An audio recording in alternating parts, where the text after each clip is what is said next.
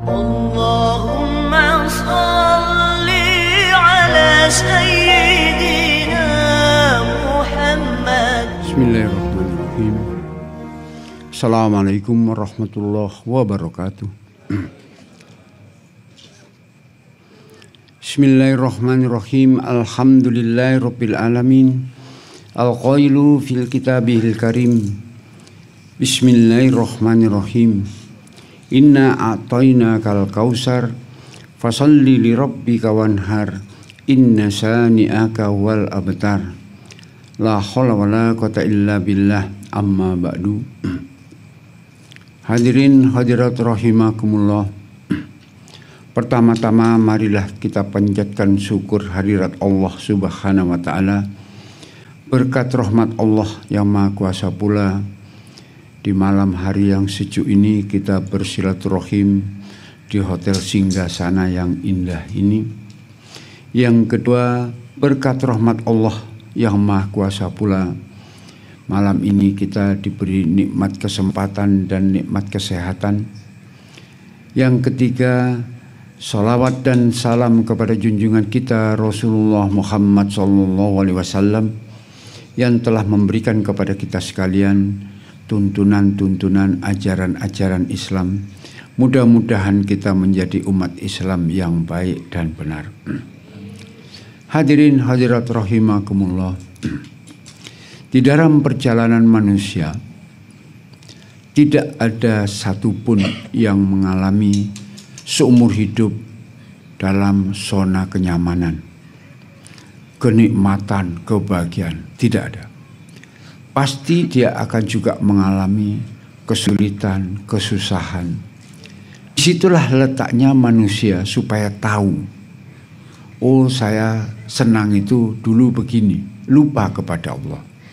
Sekarang saya susah, tetap lupa kepada Allah. Saking susahnya, sholat tidak nyaman katanya, wiritan tidak nyaman, serba repot. Suge salah melarat kak wiritan. Jadi yang penting sebenarnya Allah menciptakan ada orang sakit dan ada orang sehat, supaya dia tahu, oh saya dulu pernah sehat, sekarang saya sakit. Sekarang saya sakit, pasti akan sehat bila Allah menghendaki. Jadi ada susah dan senang itu saling berpasangan. Ada panas, ada dingin, ada terang, ada gelap, selalu berpasangan. Jadi kita selalu mempersiapkan diri di dalam hati kita. Pasti saya akan mengalami suatu kebahagiaan. Pasti satu saat saya akan mengalami kenikmatan. Tapi pasti suatu saat saya akan mengalami kesulitan, kesusahan yang seolah-olah sudah tidak bisa pikul, kita pikul kesusahan. Tapi tidak ada manusia yang tidak bisa memikul sepanjang dia tidak terpuruk dengan dirinya sendiri. Di dalam keterpurukan seseorang, itu kita yang merasakan. Ada yang bilang, Pak, saya ini susah tak, Pak, mau minggat. Lo sampai susahnya minggat kemana pasti ikut. Susahnya di diri sampean. Mau nyemplung laut tetap susah. Tokok kono malah kelelep, tambah susah. Mau bunuh diri dikira selesai, tidak selesai urusannya. Nanti di akhirat juga dipanggang. Mau bunuh diri, belum waktunya Allah memanggil kok tekon. Katinang di sentenono njobo. Kayak tamu yang belum boleh masuk antri, ya tunggu di luar dulu, belum nomornya Pak. Nanti kalau nomornya dipanggil sampean masuk. Nah, semacam itulah kesulitan demi kesulitan, kebahagiaan demi kebahagiaan, setiap manusia mengalaminya. Kalau kita nonton di televisi yang mengenai binatang-binatang, ya, ada singa mengejar kuda, mengejar kijang, membunuh macam-macam untuk makannya dia. Jangan dilihat kasihannya itu singanya kok ganas makan binatang yang begitu bagus, bisa sehat, anaknya pula yang dimakan. Nah, itulah hukum alam. Allah yang menentukan mana yang dimakan singa, mana yang tidak. Yang tidak ini adalah generasi penerusnya si kambing, si kuda, kuda itu zebra dan lain-lain kalau kita melihat. Nah, semacam itulah manusia. Pernah suatu hari Rasulullah itu berjalan mau pergi ke rumahnya sahabatnya. Sambil di tengah jalan dia berjumpa dengan sahabatnya. Assalamualaikum ya Rasulullah. Waalaikumsalam. Mau kemana Rasul? Mau ke rumahnya sahabat saya. Dia bercerita, saya mau cerita Rasul. Itu dalam satu negara kayak sekarang misalnya kayak di Jepang lah, ada tsunami. Kalau sekarang zamannya tsunami. Itu hancur satu negara itu. Yang baik, yang ulama, yang ustadz, ya pendeta juga ikut mati dengan bencana alam itu. Kenapa Allah tidak memilih orang yang tidak baik saja yang meninggal pada bencana alam?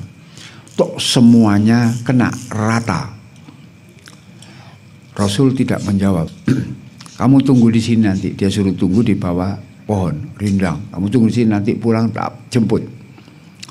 Tak lama kemudian Rasul pergi, pulang dia ketemu. Assalamualaikum, waalaikumsalam. Dia cerita sahabatnya tadi. Wah, saya tadi duduk di bawah pohon besar, ternyata sarangnya semut Rasulullah. Saya digigit oleh semut banyak. Jadi saya injak-injak semut itu, saking marahnya saya. Terus mati yang kamu? Iya.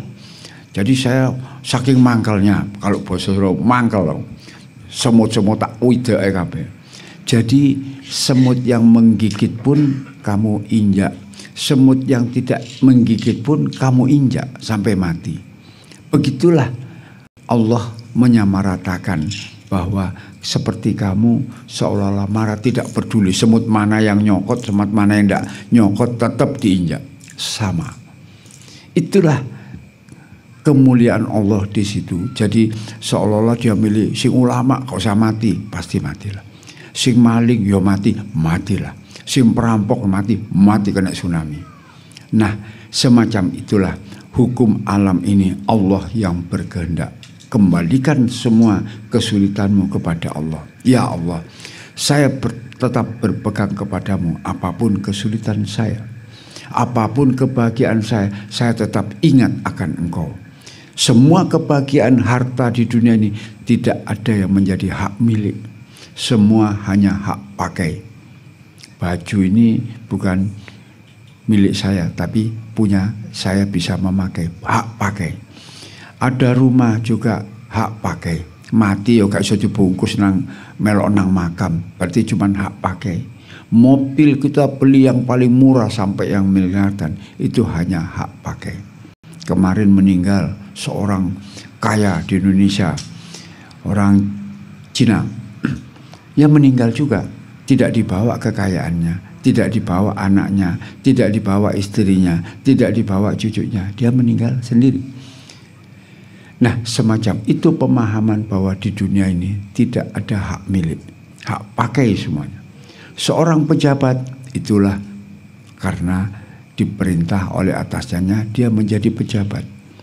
Kalau sudah masanya sudah berganti, dia harus diganti. Jadi jabatan itu suatu amanah, kerjakan. Allah yang menilai kamu baik apa tidak. Allah yang menilai kamu bisa baik untuk masyarakat apa untuk dirimu. Kadang-kadang ada orang itu di dalam satu hadis dikatakan, kamu rajin sholat itu hanya untuk dirimu.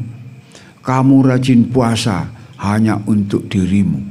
Kamu berhaji hanya untuk dirimu. Allah tidak sepenuhnya senang dengan apa hanya untuk dirimu. Tetapi kalau kamu berbuat banyak untuk umat manusia yang kuciptakan, itulah yang membahagiakan Allah. Tidak ada membedakan suku, agama, bangsa, apalagi tingkatan sosial. Tidak. Lakukan tugasmu untuk manusia. Hablum minan nas. Di situ Allah berbahagia karena kamu mengurus ciptaanku yang berupa manusia. Yang paling mulia makhluk hidup adalah manusia yang kuciptakan. Ada yang orang jahat, ada orang baik. Ada orang kaya, ada orang miskin. Tetapi di mata Allah itu semua baik sepanjang dia tahu akan dirinya bahwa dia diciptakan oleh Allah. Itu yang perlu kita tanamkan. Jadi pernah satu hari ada 3 orang, zaman dulu lah kira-kira. Seorang ulama, yang kedua juga ulama besar di negaranya, yang ketiga juga ulama besar di negara. Allah memerintahkan malaikat Jibril. Jibril tanyakan, apa maksudnya dia itu beribadah, puasa, sholat, zakat, haji, apa maksudnya? Yang A ini didatangi oleh malaikat. Assalamualaikum. Waalaikumsalam. Ditanyakanlah, apa maksudnya kamu kok berbuat baik, amalmu baik, ibadahmu baik, perilakumu baik, apa tujuanmu? Dijawab oleh si A tadi, saya ingin masuk surga. Balik malaikat kepada Allah, apa? Dia ingin masuk surga ya Allah. Sampaikan dia, ku masukkan neraka. Bukan surga tapi neraka. Yang datang lagi utusan, perintah lagi malaikat Jibril ke nomor 2 B. Datang, tanya pertanyaannya sama, jawabannya yang nomor 2 ini, supaya saya tidak masuk neraka. Apa Allah menjawab? Nanti saya masukkan neraka orang. Itu. Terakhir yang nomor 3, nomor C ini ditanya, apa maksud tujuanmu, kamu beribadah, kamu beramal, kamu bersedekah? Tidak lain karena Allah. Karena Allah saya berbuat. Sampaikan kepadanya, ku masukkan surga orang itu. Ya karena Allah, bukan lagi karena kemauan kita tidak masuk surga, ingin masuk surga supaya tidak masuk neraka. Seperti itu. Jadi malam ini kita berzikir nanti semata-mata karena Allah. Mohon kehadiran Allah, ya Allah, limpahkan kebahagiaanmu kepadaku dunia akhirat. Aku beribadah ini, berzikir karena Allah, karena Engkau. Aku mengingatmu dalam berzikir ini. Aku menyebutmu karena dalam berzikir ini. Aku mencintaimu dalam berzikir ini. Itu semata-mata.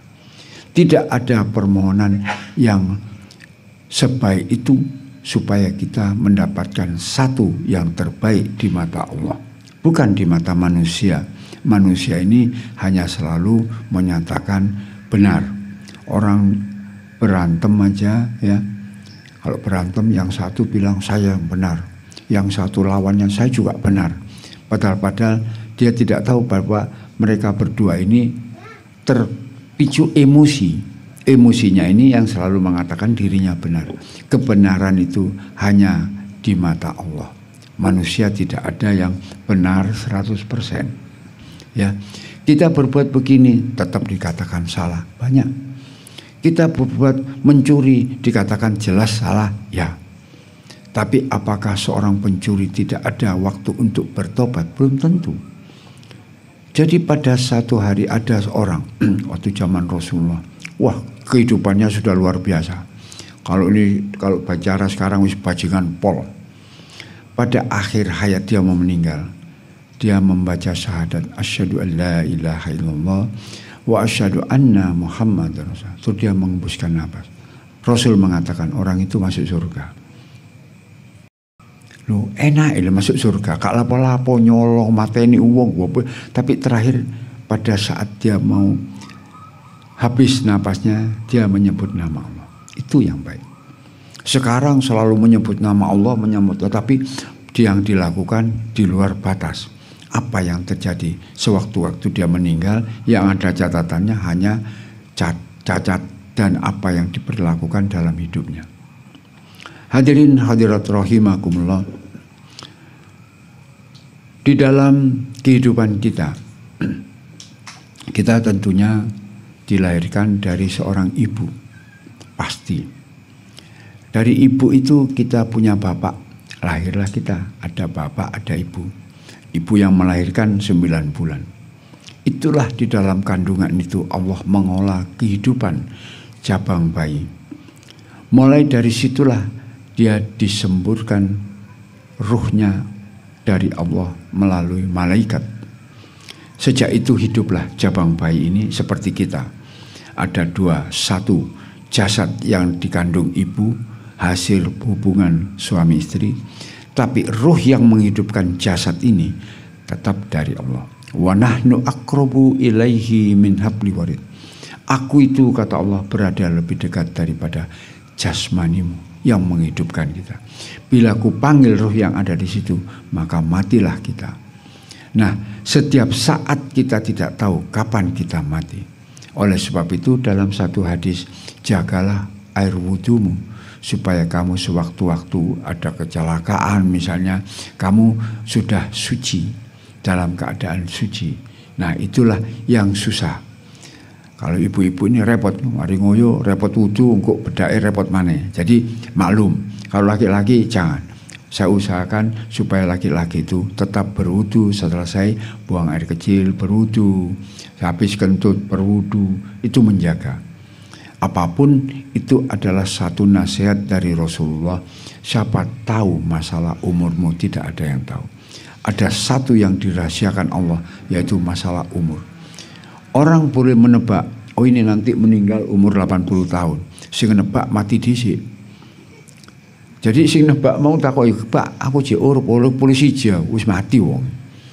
Nah, disitulah Allah mempunyai satu rahasia mutlak di tangan Allah, kematian. Nah, di sini kata Allah, perbanyaklah istighfarmu. Barang siapa yang banyak beristighfar, niscaya ku ampuni dosanya. Rasulullah beristighfar 1000 kali sehari. Membaca doa-doa dengan bersyukur, karena semua kita datang ke sini itu harus kita syukuri. Ya Allah, saya bersyukur bisa hadir di tempat ini, bersilaturahmi dengan teman-teman, berzikir bersama teman-teman. Ya Allah, ampunilah dosa kami di sini nih, semua yang hadir. Berikanlah kami petunjuk apa yang terbaik menurut Allah. Mau jodoh, mau rezeki, itu semuanya tergantung kepada Allah.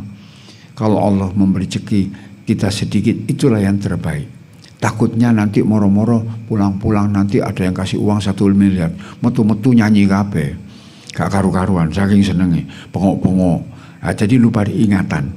Yang mending kita biasa-biasa, kita bersyukur. Sampean bangun tidur, alhamdulillah iso melek. Alhamdulillah sampeyan iso ngadeg, sampeyan iso mlaku, nengok keluarga semua sehat, subhanallah, alhamdulillah, astagfirullah. Hanya doa itu ya kita panjatkan, syukur dan bersyukur. La in syakartum la azidannakum wa la in kafartum inna adzabil lasyadid. Jadi barang siapa yang mensyukuri nikmatku ta Allah, akan ku tambah nikmatnya. Wis gak kadek njaluk, bersyukur tok iku teko nikmat. Tapi kalau kita tidak mensyukuri, kata Allah, tunggu, azabku akan lebih pedih. Nah, disinilah hati kita diajarkan untuk bersyukur, istighfar yang banyak. Mumpung corona, tidak ada aktivitas, kita beristighfar, sholat, zikir saja yang banyak. Karena siapa yang tahu nasib kita tahun depan, apakah baik apa tidak. Mulai sekarang kita siap-siap bahwa Allah ada, Allah tidak tidur. Semua orang yang berdoa, ku kabulkan doanya, asalkan dia juga melaksanakan kewajibannya kepadaku. Itu kira-kira yang saya sampaikan malam ini. Mudah-mudahan Allah meridhoi doa-doa kita semua malam ini. Nah. Tisu ya.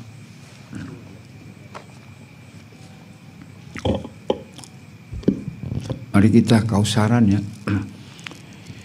Kita panjatkan doa kita masing-masing. Mudah-mudahan Allah mengijabahi dan mengabulkan doa kita yang berdoa malam ini. Amin. Bismillahirrahmanirrahim.